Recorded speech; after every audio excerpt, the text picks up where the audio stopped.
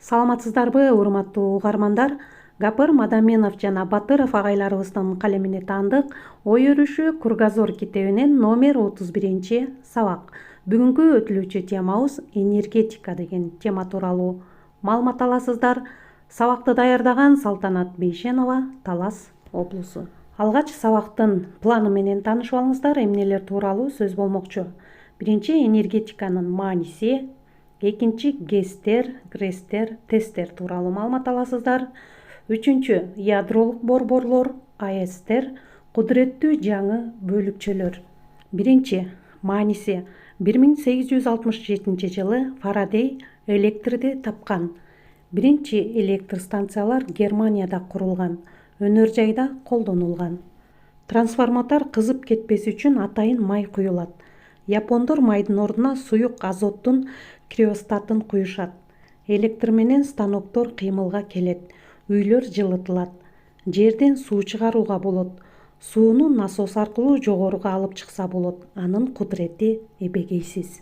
Экинчи, гэстер, грестер.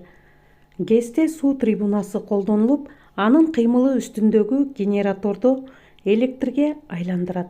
Бул үчүн дарыяны тоскон плотина курулат. Көңүл буруңуздар, урматтуу угармандар. Гресте буудан ток алат. Буу трибунасы коюлат. Эң күчтүү буу трибунасы Кострома Гресинде ал саатына 1200 мегаватт ток өндүрөт. Бул Днепро ГЭСтен 2 эсе көп.